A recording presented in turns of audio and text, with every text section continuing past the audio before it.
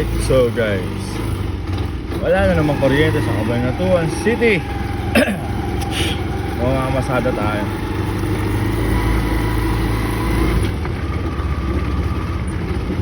Hay, mamamasada tayo. Sakay na kayo.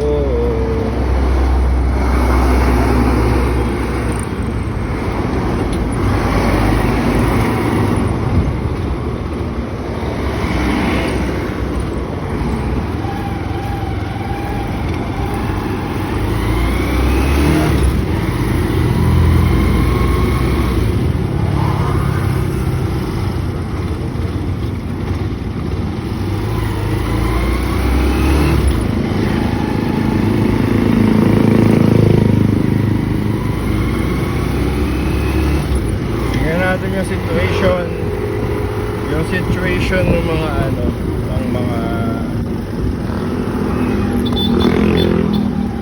sakay para sila to.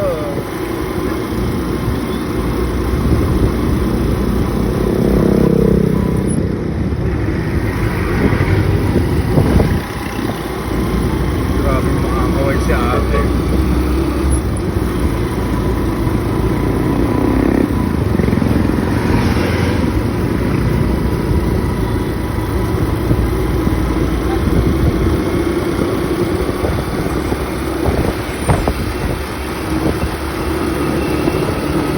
Pag walang kuryente, wala ring internet.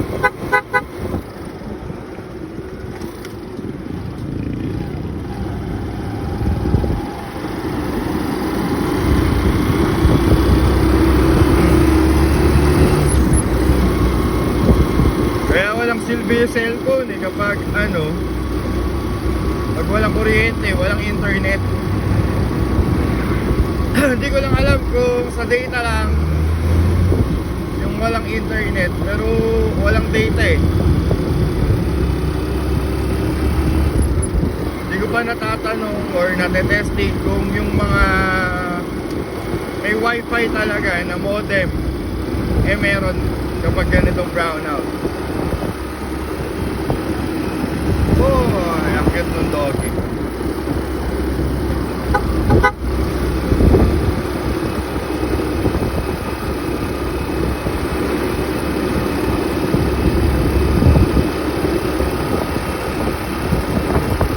Maraming tao sa mall kasi sa mall lang may kuryente tsaka malamig ngayong panahon na to.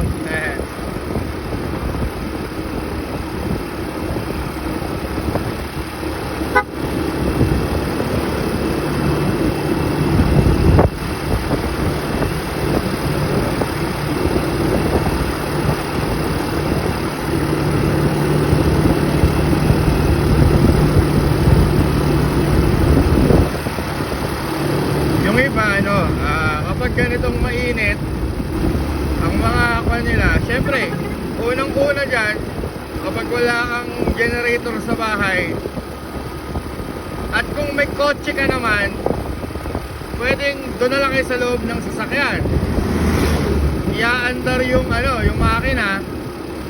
Syempre wala, lamigan na kayo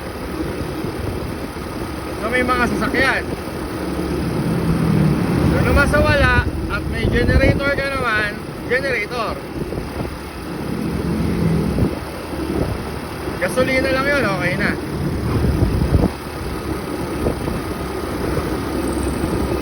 Tapos kung wala talaga generator, walang kotse na mapalamigan, syempre pupunta ng mall.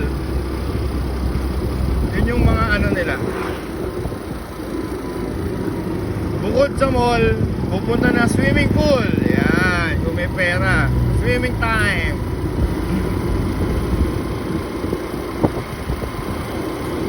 Kahit wala okasyon, swimming is the best medicine. Ano pa ba yung mga alternatibong ginagawa ng mga tao?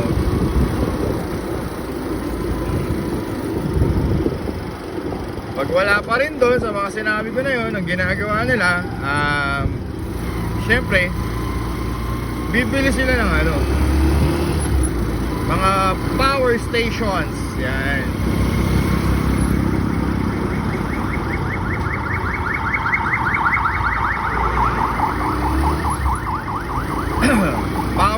stations or yung mga ano, yung mga, ba't ganun?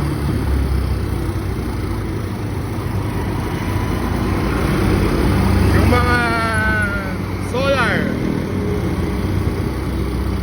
Yung mga solar na yan, yan.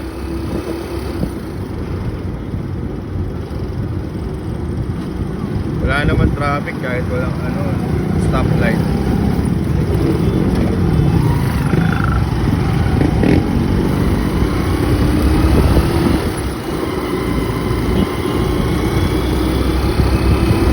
Or yung mga rechargeable na mga ano, na mga gamit. Kaya lang yung mga rechargeable na gamit, useless kapag wala na charge pag nalobat na eh. Kaya pinakamaganda ngayon is yung mga de-solar na gamit. Solar light, solar fan, lahat ng de-solar pinakamaganda kapag ganito mga panahon. Lalo na yan, ganda ng araw. Yung mga gamit na pinapatakbo ng solar, yun yung mga maganda ngayong panahon na to.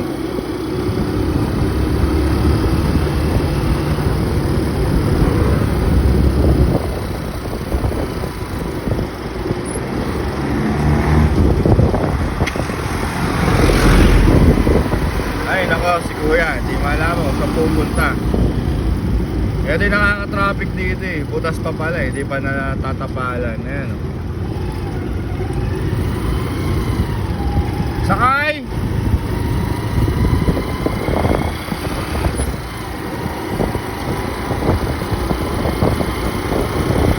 May mga solar power station. Yung power station na yon, parang battery yon. I-charge mo siya doon sa may solar panel. Charge mo sa ilalim ng araw.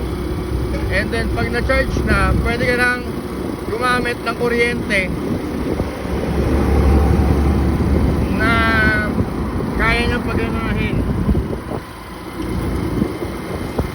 Just like for example, electric fan, ilaw, yung ibang mga solar na malalaki ay na mga gamit,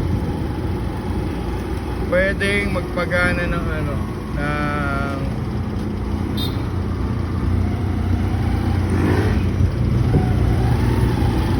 na pwedeng mapagana nung solar station na yon or power station kung tawagin.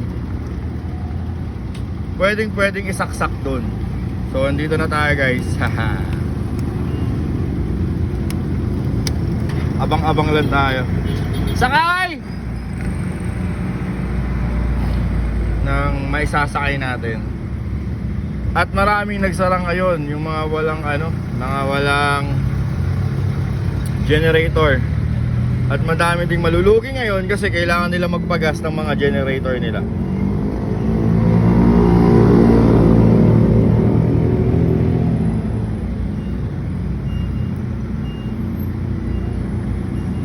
So yun lang.